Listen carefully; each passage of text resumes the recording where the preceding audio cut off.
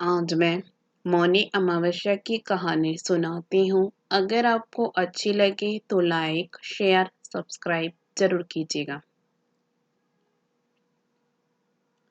माघ मास में आने वाली अमावस्या को मौनी अमावस्या कहा जाता है।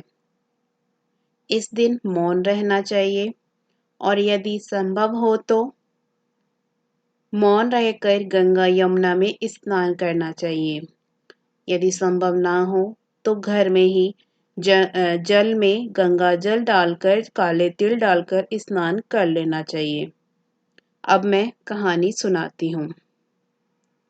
कांचीपुरी में देवस्वामी नामक एक ब्राह्मण रहता था। उसकी पत्नी का नाम धनवती था। उनके 7 पुत्र तथा एक पुत्री थी। पुत्री का नाम गुणवती था। ब्राह्मण ने 7 पुत्रों को विवाह करके बेटी के लिए वर खोजने अपने सबसे बड़े पुत्र को भेजा।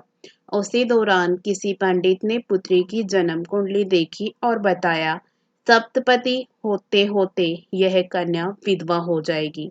तब उस ब्राह्मण ने पंडित से पूछा, पुत्री के इस वैधव्य दोष का निवारण कैसे होगा? पंडित ने बताया, सोमा का पूजन करने से वैधव्य दोष दूर होगा। फिर सोमा का परिचय देते हुए उसने बताया, वह एक धोबिन है। उसका निवास स्थान सिंहलदीप है। उसे जैसे तैसे प्रसन्न करो और गुणवती के विवाह से पूर्व उसे यहाँ बुला लो। तब देवस्वामी का सबसे छोटा लड़का बहन को लेकर सिंहलदीप जाने के लिए सागर तट पर चला गया। सागर पार करने की चिंता में दोनों एक वृक्ष की छाया में बैठ गए। उस पेड़ पर एक घोंसले में गिद्ध का परिवार रहता था। उस समय घोंसले में सिर्फ गिद्ध के बच्चे थे।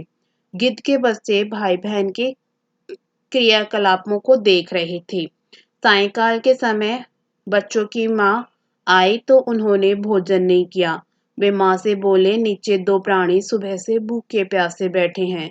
जब तक वे कुछ नहीं खा लेते तब तक हम भी कुछ नहीं खाएंगे। तब दया और ममता के वशीभूत गिद्ध माता उनके पास आई और बोली, मैंने आपकी इच्छा को जान लिया है। इस वन में जो भी फल फूल कंद मूल मिलेगा मैं ले आती हूँ। आप भोजन कर लीजिए। मैं प्रातःकाल आपको सागर पार कराकर सिंहलदीप की सीमा के पास पहुंचा दूंगी। और वे दोनों भाई बहन माता की सहायता से सोमा के यहाँ पहुंचे। वे नित्य प्रातः उठकर सोमा का घर झाड़ कर लीप देते थे।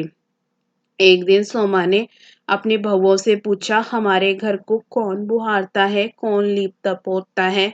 सबने कहा, हमारे सिवाय और कौन बाहर से इस काम को करने आएगा? किंतु सोमा को उनकी बातों पर विश्वास नहीं हुआ। एक दिन उसने रहस्य जानना चाहा। वह सारी रात जागी और सब कुछ प्रत्यक्ष देखकर जान गई। सोमा का उन भाई बहन से बातचीत हुई। भाई ने सोमा को बहन से संबंधित सारी बातें बता दी। सोमा ने उनकी श्रम साधना तथा सेवा से प्रसन्न होकर उचित समय पर उनके घर पहुंचने का वचन देकर कन्या के वैधव्य दोष निवारण का आश्वासन दिया। किंतु भाई ने उससे अपने साथ चलने का आग्रह किया। आग्रह करने पर सोमा उनके साथ चल दी। चलते समय सोमा ने बहुओं से कहा, मेरी अनुपस्थिति में यदि किसी का देहांत हो जाए तो उसके शरीर को नष्ट मत करना, मेरा इंतजार करना। फिर सोमा बहन भाई के साथ कांचीपुरी पहुंच गई। दूसरे दिन गुणवती के विवाह का कार्यक्रम तय हो गया। सप्तपति होते ही उसका पति मर गया। सोमा ने तुरंत अपने संचित पुण्यों का फल गुणवती को प्रदान कर दिया। तुरंत ही उसका पति जीवित हो गया।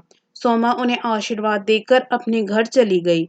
उधर गुणवती को पुण्य फल देने से सोमा के पुत्र जामाता तथा पति की मृत्यु हो गई। सोमा ने पुण्य फल संचित करने के लिए मार्ग में पीपल वृक्ष की छाया में विष्णु जी का पूजन करके 108 परिक्रमाएं की। इसके पूर्ण होने पर उसके परिवार के मृतक जन जीवित हो उठे। निष्काम भाव से सेवा का फल मधुर होता है।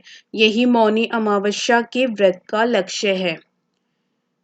हे अमावस्या माता, जिस तरह बहन के संकट को काटा, उसी तरह कहानी कहने वाले के, कहानी सुनने वाले के, उकारा बरते के अपने सारे परिवार के संकट को काटना।